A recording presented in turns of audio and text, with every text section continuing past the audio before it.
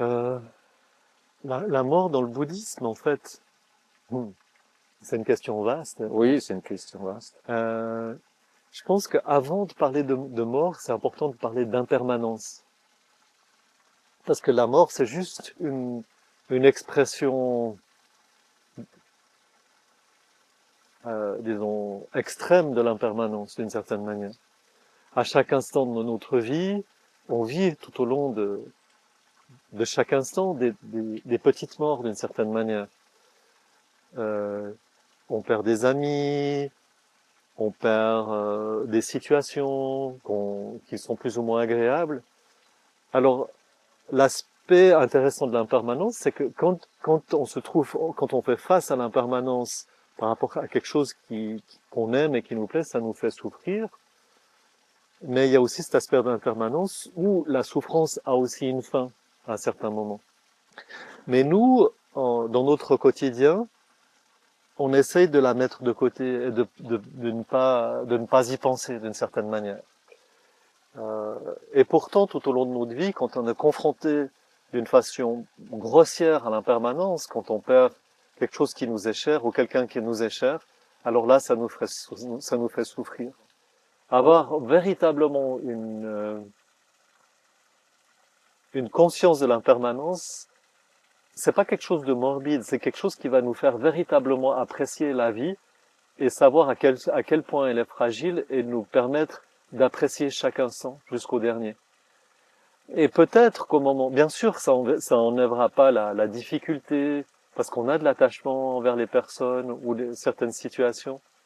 On aime les gens, et bien sûr ce sera difficile pour nous le moment où la personne disparaîtra sera difficile. Il y aura un moment de deuil. Il y aura peut-être toute une vie de deuil qui va nous accompagner, mais parce qu'on a accepté la situation telle qu'elle est, et parce qu'on a accepté aussi euh,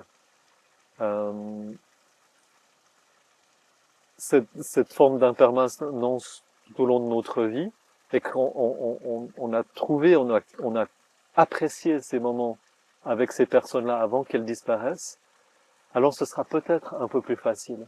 Ouais. Et tout ça, en fait, c'est, c'est, ça amène un lien entre l'amour et l'attachement. Très souvent, on confond l'amour et l'attachement. Un amour qui est véritable, un amour qui est gratuit, un amour qui ne juge pas,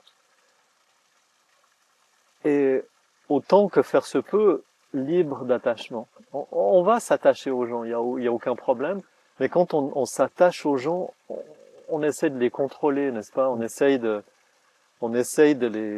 les mouler à Oui. notre image, on essaye de se projeter en eux. C'est comme s'ils étaient une prolongation de nous-mêmes. Alors quand on lâche un tout petit peu cet attachement, alors on peut laisser un amour véritable prendre place et peu à peu se développer entre nous et la personne.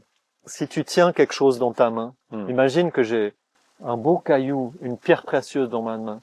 J'ai de l'attachement, tu vois, je la tiens comme ça, j'ai pas envie de la perdre. Et dans le fait de tenir cet objet dans ma main, ça va me faire, il y aura une tension qui est désagréable, qui est douloureuse à cause de cet attachement. Mais je peux apprécier ce diamant, cette pierre précieuse, simplement en la tenant dans la paume de ma main. Juste comme ça. Et là, j'ai plus d'attachement, mais j'apprécie véritablement cette pierre telle qu'elle est.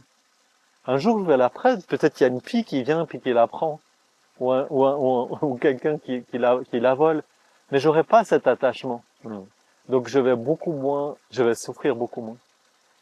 Donc quand la personne disparaît, déjà quand elle sera présente et que j'aurai moins d'attachement, je serai véritablement beaucoup plus présent pour elle, et ce sera un amour qui sera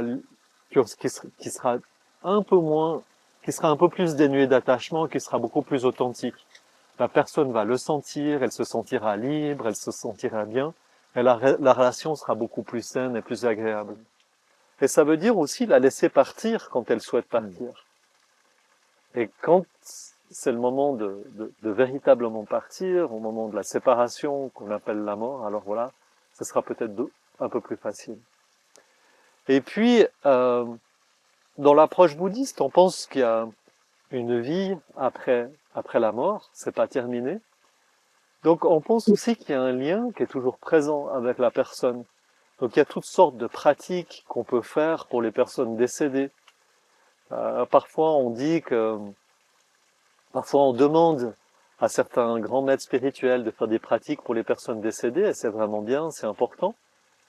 Mais d'autres fois aussi, on dit que quand on a un lien très fort, parfois on parle de lien karmique, un lien très fort avec une personne, comme par exemple entre des parents, des enfants, ou alors avec un partenaire de vie, par exemple, ou des amis très très proches. Alors on dit que ce lien karmique est tellement fort, est tellement puissant, que pratiquer pour cette personne-là est aussi puissant que si un grand maître spirituel pratiquait pour elle et pour lui. Donc on a cette capacité aussi. Il ne faut pas en avoir le doute, et parfois on peut en avoir des preuves aussi. Le fait de se dire, voilà, tu es là, probablement présent, sous forme d'esprit, sous forme de choses différentes. C'est vrai au niveau de la matière, mais au niveau de l'esprit aussi d'autant plus. En tout cas, c'est ce qu'on pense dans l'approche bouddhiste. Donc ça, si on amène ça dans notre quotidien, alors ce sera beaucoup plus facile de vivre un deuil. Ce sera jamais facile de vivre un deuil, parce qu'un deuil, c'est peut-être la chose la plus difficile à vivre. Hein. Perdre quelqu'un qu'on aime véritablement, c'est un processus qui est très bien décrit hein, euh, dans certains ouvrages aussi. Mais c'est un peu comme ça qu'on aborde de manière très très schématisée la perte ou la mort dans le bouddhisme. À la fin, il reste plus qu'on perd le lien avec notre corps, il reste plus que la conscience, l'esprit lui-même. Et cet esprit, c'est cet esprit, ce courant de conscience, si on veut, qui va peu à peu, qui va passer par différents stades, d'une certaine manière, qu'on appelle parfois, effectivement, qu'on appelle bardo dans l'enseignement. En fait, le bardo, c'est pas seulement pour le moment de la mort, c'est aussi pour le moment de la vie. On dit qu'il y a 4 bardos principaux. Le bardo naturel de cette vie, le bardo douloureux du moment de la mort, à partir du moment où on tombe malade, d'une maladie terminale jusqu'au moment de la mort. Ça peut être très rapide si on a un accident, ça peut prendre plusieurs mois si on a une maladie qui prend du temps. Et puis, il y a le bardo lumineux de la dharmata, qui est un moment où on peut véritablement atteindre l'éveil. À ce moment-là, c'est une clé parce l'esprit se délie du corps, donc il est libéré de l'attachement à ce corps-là, donc on est beaucoup plus libre en tant qu'esprit.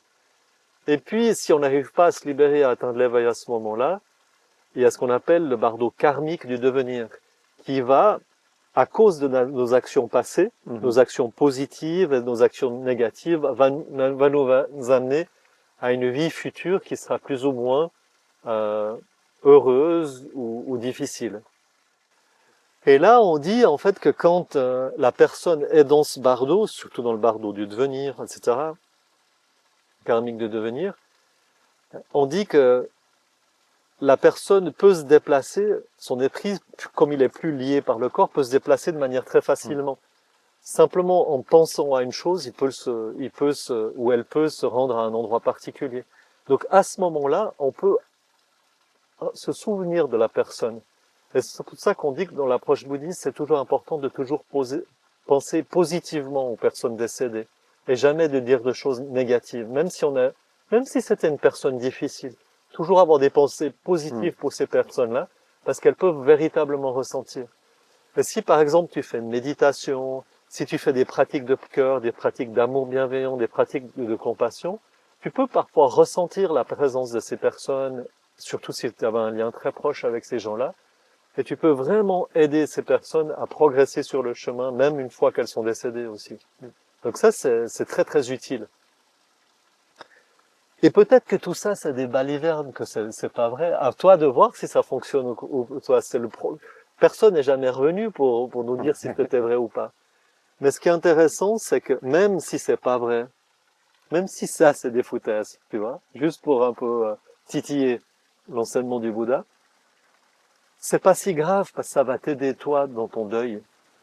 Tu vois, toi, en pratiquant, en étant là pour cette personne, ça va te permettre de faire ce deuil et et peut-être d'être un peu plus, de trouver un petit peu plus de paix dans cette approche et de finalement accompagner aussi, t'accompagner toi-même et accompagner la personne dans ces moments de deuil ou de difficulté.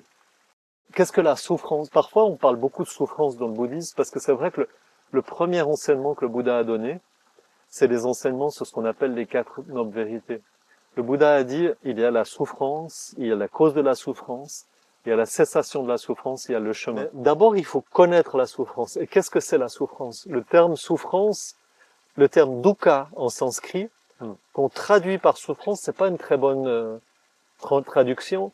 Parfois, on appelle ça aussi frustration. Mais le Bouddha nous dit, il y a 3 formes de souffrance qui sont liées véritablement aux poisons mentaux. Et le premier poison, c'est ce qu'on appelle l'aversion. J'aime pas.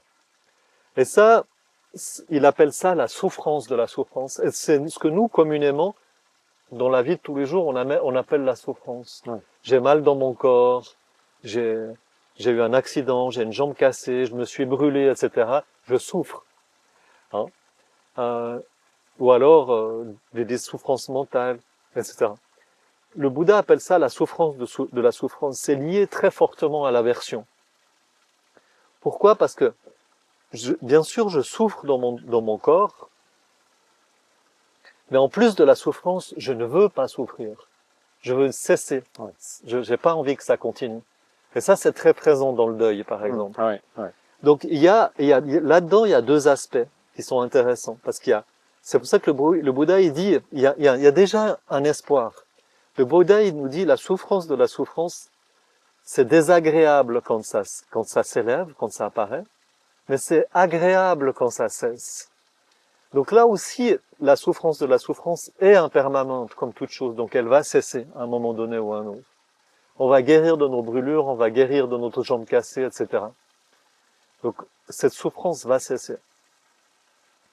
Donc quand on souffre, par exemple, physiquement dans notre corps, bien sûr, il faut se soigner, aller voir un médecin, etc. Et ça, c'est difficile. Enfin, je veux dire, la souffrance est là. On peut prendre des cachets, etc. On fait ce qu'il y a à faire. Mais là où on peut vraiment, là où il y a quelque chose qui n'est pas nécessaire, où on peut vraiment avoir un aspect très puissant dans notre pratique, c'est l'aversion. Parce que cette aversion à la souffrance, c'est comme une couche de souffrance supplémentaire qu'on ajoute sur la sensation désagréable elle-même. Imaginons que la souffrance, on l'appelle la sensation désagréable. En plus, on amène l'aversion. Notre souffrance est décuplée. Parce que je veux pas, je veux pas, je veux pas. Donc là, ça devient quelque chose d'énorme. Si tu arrives à enlever même partiellement cette aversion, ta souffrance physique sera un petit peu plus acceptable. Un tout petit peu plus. Et tout le but de la pratique, par exemple de la méditation, c'est de voir la sensation désagréable telle qu'elle est, et rien de plus. Le Bouddha, il dit, il donne un exemple par rapport à ça, cette souffrance de la souffrance, c'est comme si on est blessé. Ça, ce serait la sensation de la souffrance, la sensation désagréable elle-même. Et en plus de la blessure, nous-mêmes, on ajoute du sel sur cette. Et là, ça décuple la souffrance. Ça. La seule façon ultime de faire face aux situations difficiles, c'est premièrement de les accepter et de les transformer en quelque chose qui soit utile pour nous-mêmes et pour les autres. Donc, en acceptant déjà les situations, en acceptant le deuil, en acceptant que la personne soit partie, déjà 50% du travail est fait. C'est juste un pourcentage. Mais après, on peut en faire quelque chose de positif.